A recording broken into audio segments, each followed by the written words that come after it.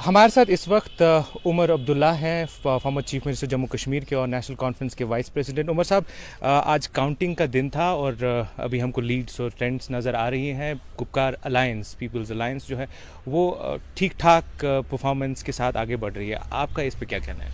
अब हम अपनी जगह मुतमईन हैं कि एक तो जमहूरियत जिसको बीजेपी ने यहाँ से उखाड़ने की कोशिश की पिछले साल अगस्त में, उस जमहूरियत को कुछ हद तक हम दोबारा यहाँ कायम कर सके।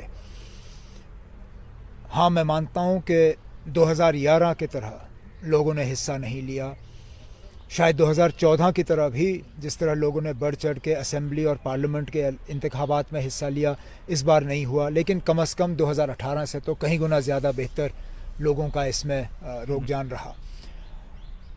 हमारे लिए ये एक बहुत मुश्किल इम्तिहान था, क्योंकि पीपल्स अलायंस फॉर गुपकार डिक्लेरेशन हम मुश्किल हालात में हमने शुरुआत की।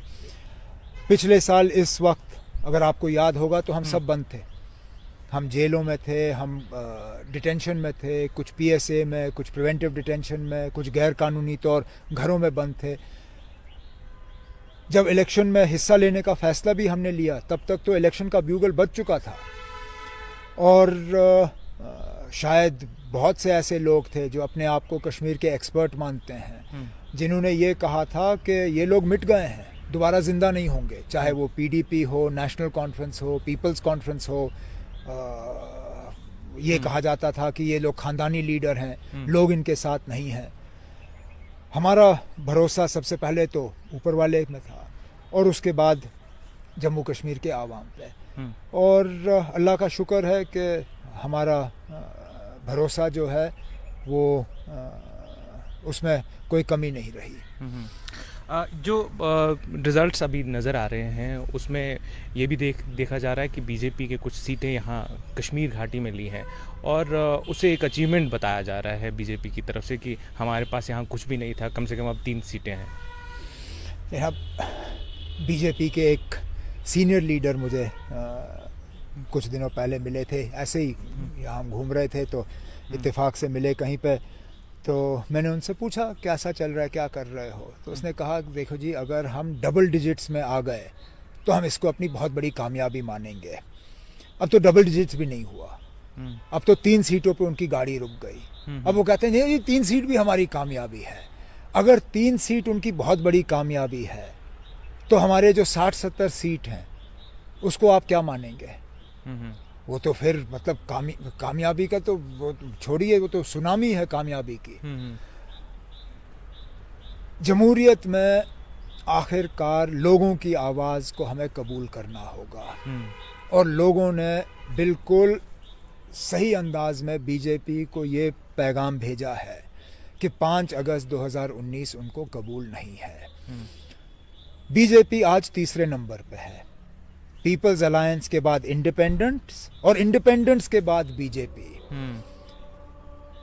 अगर वाकई लोग जिस तरह बीजेपी ने पूरी दुनिया में प्रोपेगेंडा किया, जिस तरह मरकजी हुकूमत ने हर जगह अपने नुमाइंदे भेज के ये कहा कि नहीं जी लोग हमारे साथ हैं। पिछले साल जब हम बंद थे तो ईयू के ये एमपीज़ आए, उन्होंने दुनिया भर के एम्बेसडर्स यहाँ लाए और कहा कि देखिए आप लोग इस फैसले के साथ हैं। आज उस प्रोपेगेंडा का लोगों ने जवाब दिया, लोग इस फैसले के साथ नहीं हैं। और अगर वाकई बीजेपी जमहूरियत में यकीन रखती है तो उनको ये कबूल करना होगा कि 5 अगस्त का फैसला जो है जम्मू कश्मीर की आवाम को कबूल नहीं है। तो आप इसको एक तरीके से रेफरेंडम की तरफ देख रहे हैं? मैंने तो रेफरेंडम नहीं बनाया था इसको, हम तो चुप बैठे थे, हमने कैंपेन भी नहीं किया।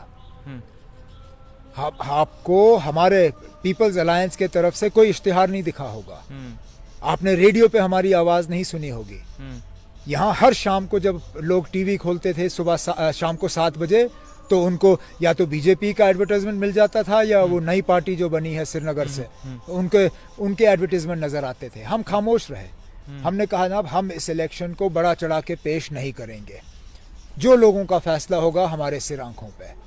बीजेपी ने इस इलेक्शन को रेफरेंडम बनाया, बीजेपी की जो नई पार्टी बनी है यहाँ पे लोकल, उन्होंने इस इलेक्शन को रेफरेंडम बनाया, अब उनको ये नतीजा जो है कबूल करना होगा। उमर साहब, इंडिपेंडेंट्स की भी काफ़ी तादाद सामने नज़र आ रही है, क्या ये माना जा सकता है कि जो अलायंस है उसकी वजह से कई सारी जगहों पे रेबेलियन भी हुआ और बहुत सारे लोग खुद भी जाके लड़ना शुरू कर वो दिए? तो है, उसमें उस बात से इनकार नहीं किया जा सकता।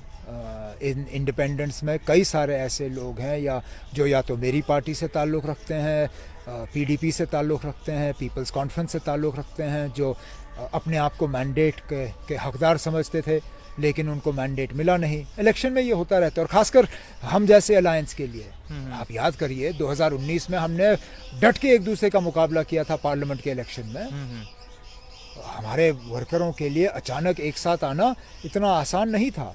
तो ये मुमकिन है कि कई सारे ऐसे आज़ाद उम्मीदवार जीत के आए हैं जिनका लेना देना इन पार्टियों के साथ है। बीजेपी के जो यहाँ के चीफ हैं उन्होंने कहा है कि इनमें से कुछ, उन्होंने नंबर भी दिया कि लगभग 20 ऐसे इंडिपेंडेंट्स हैं जिनको उनका समर्थन है।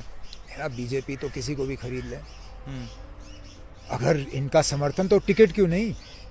वो किस चीज़ से डर रहे थे? अगर वो इतना ही अगर वो बीजेपी का समर्थन लेने के लिए तैयार थे तो बीजेपी का टिकट क्यों नहीं लिया और उस वक्त क्यों नहीं कहा कि ये हमारे हैं?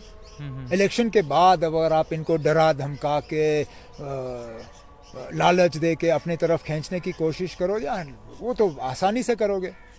आप उनकी सिक्योरिटी छीन के कहोगे कि हम आपको सिक्योरिटी तब वापस लौटाएंगे जब आप हमारे साथ चलोगे। ये भी हुआ ना, यहाँ लोगों की सिक्योरिटियाँ ली गई, यहाँ लोगों पे छापे डाले गए, तरह तरह के कोशिशें की गई यहाँ के माहौल को बिगाड़ने के लिए।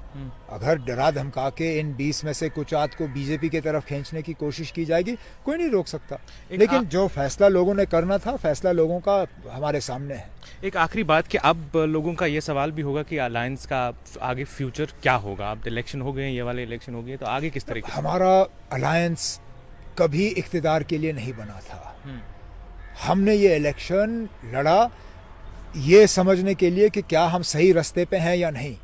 अगर हम इस इलेक्शन में हार गए होते तो हम तस्लीम करते कि हमारा रास्ता गलत है, कि हमारी सोच गलत है, कि हमें अपने नज़रिए को हमें बदलना होगा। लेकिन अब हमें लगता है कि हम वाकई सही रास्ते पे हैं।